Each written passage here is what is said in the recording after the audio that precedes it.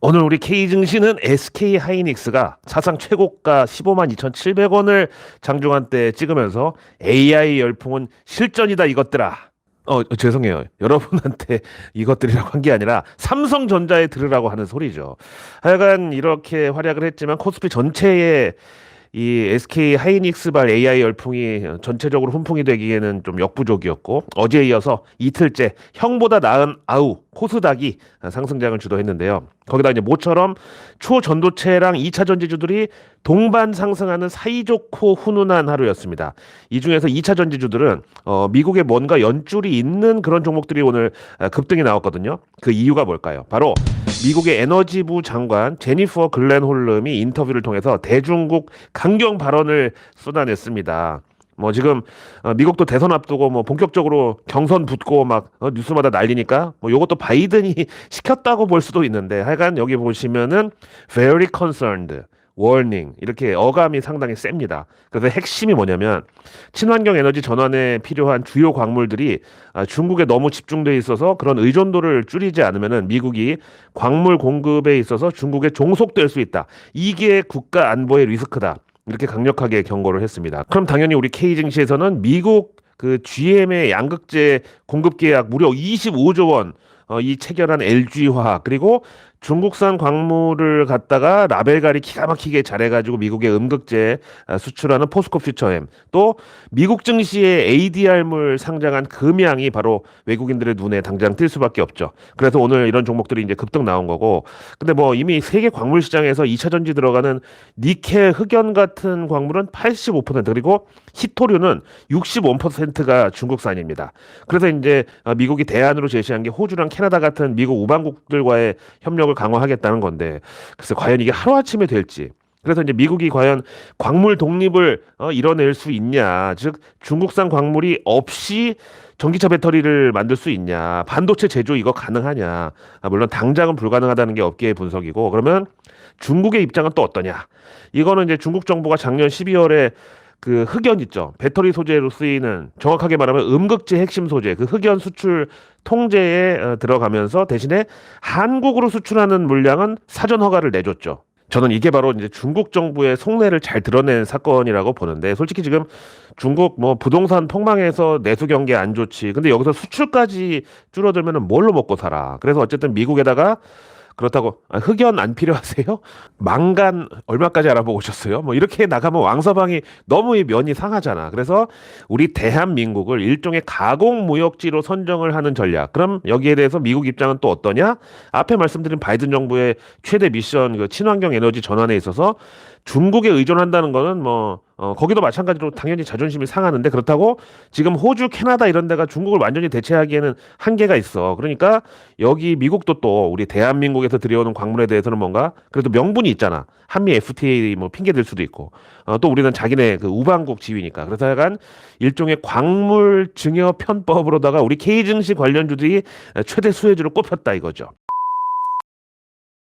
그다음 2차 전지 얘기 나온 김에 우선 테슬라가 오늘 새벽에 정말 모처럼 의욕적인 반등이 나왔는데요. 이거는 일론 머스크가 테슬라 지분을 추가 매수해서 뭐 기존에도 일단 최대 주주긴 했는데 기존 지분 13%에서 이번에 20.5%까지 지분을 끌어올렸다고 밝혔습니다. 그래서 테슬라를 제일 잘하는 그 오너 입장에서 일론 머스크가 봤을 때 이 정도 주가면 지금 충분히 저가 메리트 있다고 판단을 한 거다. 그리고 또 나아가서 일론 머스크가 반유태주의 발언에 괜히 숟가락 올렸다가 이제 지금 유태인들한테 막 다구리 당하고 있는데 그럼에도 테슬라만큼은 절대로 뺏기지 않으려고 지금 화력을 집중하고 있다. 그럼 이제 일론 머스크가 맨날 강조하는 테슬라는 단순 자동차 제조사가 아니다. AI 회사다.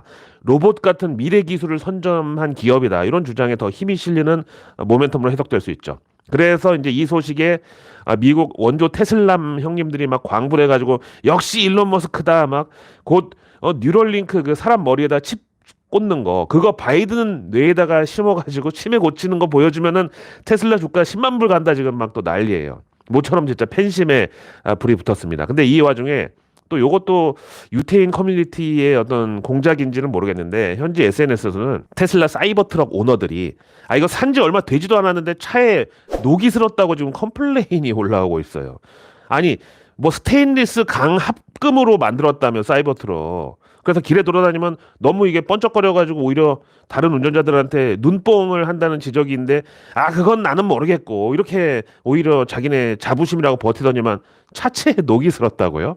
아니, 그, 스테인리스 뜻이 뭐야? 스테인, 얼룩. 그러니까 이게 녹이고, 녹이 없는 리스라고 해서 스테인리스인데, 왜 녹이 쓰냐고. 그러니까 이걸 가지고 사이버 트럭의 한 오너가 테슬라 측에다가 이제 컴플레인을 제기했대요.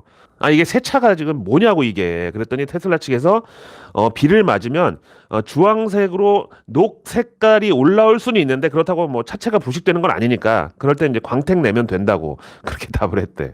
아니 그래서 지금 4차 산업혁명 시대에 비 오는 날 못 타고 다니는 트럭이 어딨냐고. 거기다가 값도 얼마나 비싸. 옵션 하나도 없는 깡통 모델도 8천만 원부터 시작인데 이런 거 보면은 진짜 우리 현대차의 포터는 정말 역사의 길이 남을 명차가 분명합니다. 아, 무려 알카에다가 선택한 다목적 트럭이라고. 아, 얘네들이 기동성이 생명인 애들인데 이렇게 포터하고 기아 봉고 개조해가지고 튜닝카로 막 타고 다닌단 말이야.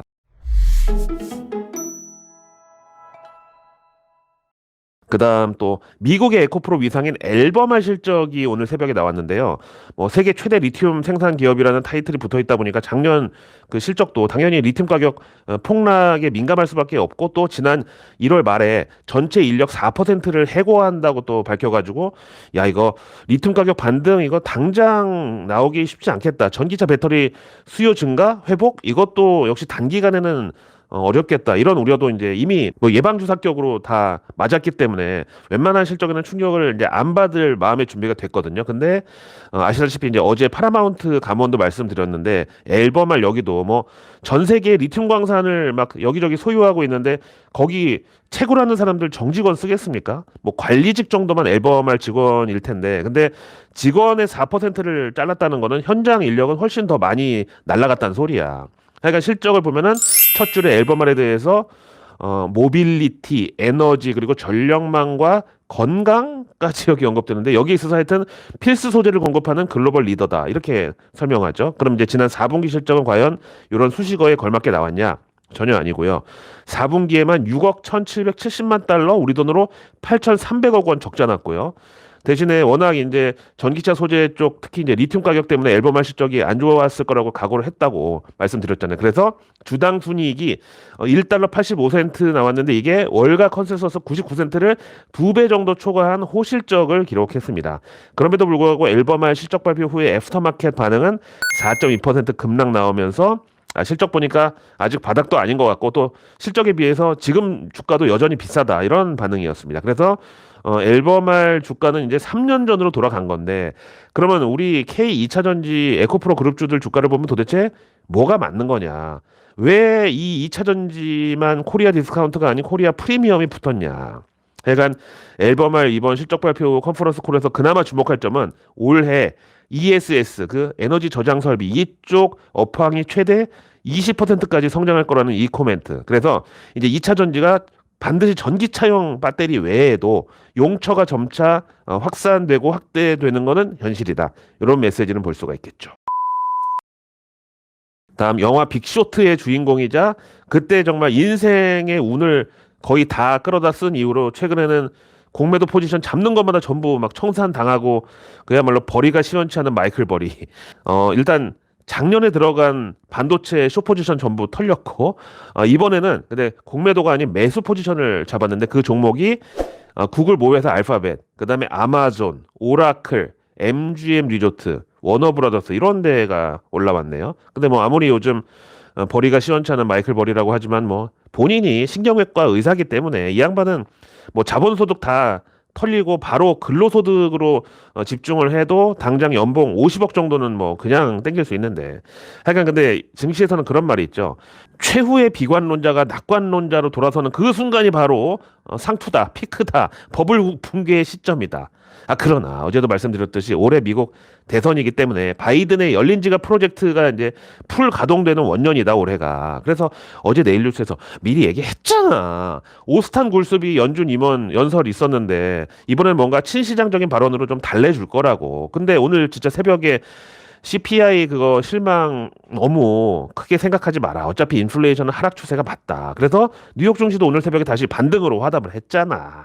하여간 근데 지금 마이클 버리도 고점 부담에 대해서 왜 그 사람이라고 뭐 부담이 없겠습니까? 많은 뭔가 그래도 믿는 구석이 있으니까 이 와중에 매수 포지션, 롱 포지션 비중 확대 내지르는 거 아닐까요?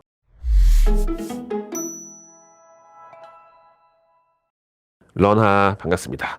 아까 막 비바람에 눈보라에 아주 그냥 난리던데 무사히 하루 잘 마치셨나 모르겠네요.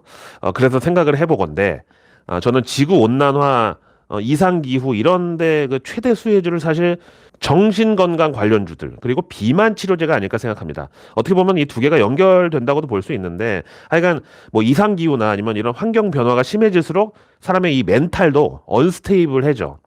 그리고 뭐 보통 사람은 약간 좀 다운되는 정도로 끝날 게 평소에 약간 정신 건강에 취약한 사람은 바로 우울증이나 그런 조현병 증세 나올 수 있고 또 이렇게 이제 정신이 불안정하면 본능적으로 어떤 생명 유지 욕구가 더 강해져서 과식을 하게 되고 또 음식도 그 맵짜달 이런 쪽으로 더 많이 찾게 된대요. 그래서 이제 이 비만 치료제 원탑으로 불리는 노보 노르디스크 지난 4분기 실적을 봤을 때 매출이 전년 동기 대비 37%, 영업이익은 무려 62%가 증가했고요. 이거는 당연히 그 일론 머스크도 맞는 배에다가 주사 맞으면 살 빠지는 위고비 그 비만 치료제 매출이 2배 넘게 급격한 상승세를 찍은 게 효자 노릇을 했다고 하고 그다음에 이제 어릴 때야 뭐 비만도 어떻게든 뭐잘 버티지만 나이 들면은 비만에서 바로 그다음 당뇨로 가는데 그 당뇨병 치료제도 역시 매출이 급격하게 증가했대요. 그래서 이제 제 그 LSE 런던 정경대 동문 선배인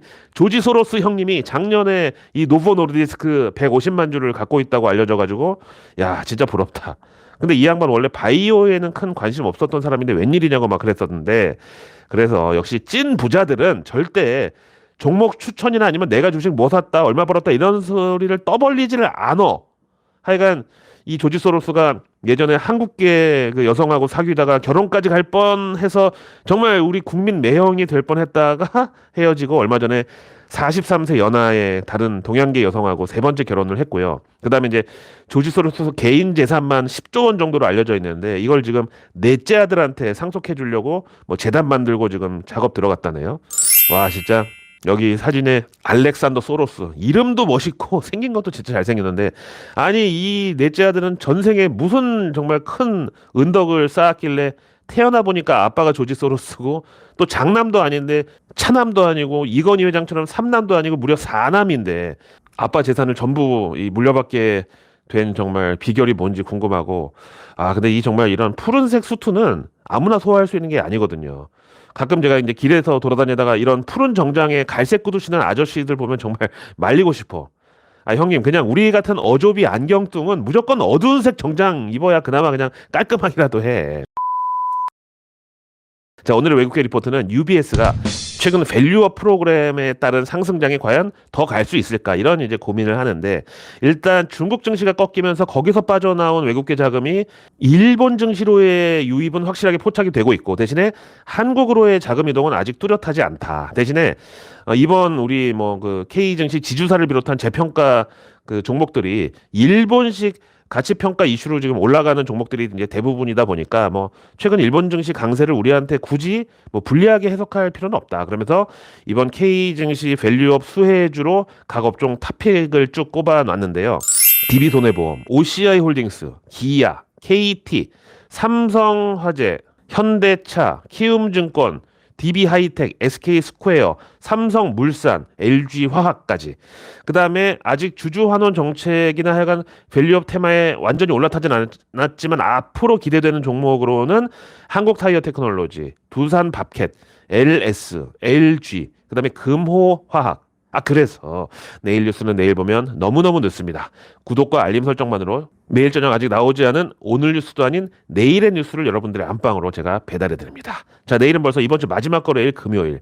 내일 정부가 그 1월 고용 동향하고 2월 최근 경제 동향 분석을 공개하면서 동시에 일자리 TF회의를 개최하는데 청년 실업 대책 관련해서 뭐 이미 대부분의 재료가 영향력이 소진이 됐지만 저는 정부에서 그나마 공들이는 분야가 스마트팜 이쪽은 아직 포텐셜이 있다고 봐요. 다음 내일 정부가 한국과 유럽연합 간의 디지털 통상협정 협상 관련 업계 의견 청취 이게 잡혀 있는데 일단 뉴스 플로우에 타기 좋은 주제고 그다음에 이제 증시에서는 뭐 K엔터부터 음원, 그다음에 해외 직구 전자결제 이쪽까지 연결되죠. 다음 내일 금요일 한국은행이 지난 12월 달 기준 통화 및 유동성을 발표하는데 아무래도 이제 우리가 미국 연준보다 먼저 금리 인하를 뭐 개시는 못해도 일단 준비는 먼저 들어가는 게 맞다고 봅니다. 다음 내일 금요일 증시 일정은 우선 제일 중요한 게 포스코 퓨처엠이 GM에 이어서 이제 포드에도 수십조 규모의 양극재 공급 추진 관련해서 재공시 기한이 내일이고요. 이제 올해 뭐 트럼프가 다시 미국 대선에서 승리해가지고 돌아오던 말든 어쨌든 간에 이제는 미국 내 그 완성차 기업들이 전기차 시장에서 이제 본격적으로 격돌을 하고 여기 토요타까지 참전을 하는데 과연 중국 전기차 얼마나 효과적으로 미국 못 들어오게 막느냐 이게 관건이라고 봐요. 그래서 이제 반사이익이 우리한테 저는 온다고 앞에서도 말씀드렸죠. 다음 내일 2월 16일부터 국내 손보사들의 자동차 보험료 인하가 평균 한 2.5% 정도 내려가는 걸로 계획돼 있고요. 다음 내일 하나스펙 31호 하고 그 산업용 로봇을 비롯한 정밀 진단 시험 장비 제조사 KNR 시스템이 수요 예측 들어갑니다. 다음 이제 2차 전지 중에서도 그 열폭주를 막아주는 안전장치 만드는 기업으로 2월 초에 야심차게 상장했는데 마침 그날 에코프로 그룹주들이 반등 나오면서 수급을 홀라당 뺏겨버린 이닉스라고 여기가 내일 금요일에 1차 의무 보유 해지 16일자로 이제 풀리는 바로 내일입니다. 그리고 내일 SM 소속의 NCT 소속의 또 텐이 솔로 콘서트를 개최하고 다음 이제 내일부터 카카오페이가 가상자산 서비스를 종료한다네요. 다음 이번 금요일 실적 발표 기업들은 시젠, SFA 그리고 금요일 미국 증시가 이제 옵션 만기일인데 또 이날 1월 PPI 그 생산자 물가지수하고 미시건대 2월 소비자 심리지수 둘 다 어쨌든 연준 금리 인하의 어떤 바로미터가 또 될 재료들이고 그리고 내일 라파엘 보스틱 아틀란타 연은총재 연설이 잡혀 있는데 이분이 원래 이제 비둘기파였는데 지난주에 갑자기 신경질적이기까지 하는 매파적 발언을 해가지고 월가 유동성 중독자들한테 큰 실망 줬는데 이번에는 좀 달래줄지 뭐라고 할지 그리고 나면 이제 다음 주 월요일이 미국 프레지던트 데이로 공휴일 겸 이제 뉴욕 증시 휴장이기 때문에 미국은 이제 이번 주 금요일 옵션 반기일만 넘기면 2박 3일간의 그 주말긴 연휴로 돌입을 하는데요. 지금 워싱턴 정가에서는 이번 프레지던트 데이 날에 현직 프레지던트인 바이든이 뭔가 중대 발표를 할 가능성이 있다고 소문이 도는데 글쎄요. 경제 관련해서 또 돈 풀고 보조금 준다. 뭐 핑계 좋잖아요. 지금 고금리 때문에 서민들의 주거비 부담이 크니까 보조금 다시 풀어주겠다. 아니면 뭐 첨단 반도체 육성? 그것도 아니면 전기차 지원? 아니면 또 외교 쪽에서는 뭐 중동 사태? 아니면 러우 전쟁 종료? 아니면 뭐 이거 전부 다? 하여간 뭐 바이든이 어떤 면에서는 트럼프보다 더 예측 불가능한 캐릭터라고 하는 뭐 그런 얘기도 뭐 워싱턴 정가에서 많은데 올해 그럼 그 똘끼를 좀 발휘할 수도 있는 거죠. 선거도 있고. 그리고 나면 이제 그 다음 주 월요일 26일부터 드디어 MWC 그 모바일 월드 콩그레스 2024가 개막하는데 이게 이제 세계 3대 가전 전시회이자 특히 이제 지난 1월에 있었던 CES보다는 이 MWC가 항상 우리 K 기업들이 그 성과를 더 잘 냈던 행사이기도 합니다. 이번에 핵심은 당연히 AI 온 디바이스 그리고 여기 꼭 필요한 HBM 반도체 이쪽이겠죠. 애플이 지금 인공지능 쪽에 뒤쳐져 있다는 그런 평가가 많은데 과연 이번에 깜짝이라도 뭐가 나올 수 있을지 저는 아직은 힘들다고 보고 6월 달 정도의 뭐 신제품 출시를 얘기하고 있습니다. 자, 오늘 하루도 고생 많으셨고요. 저는 내일의 내일 뉴스를 또 들고 다시 찾아뵙겠습니다. 고맙습니다.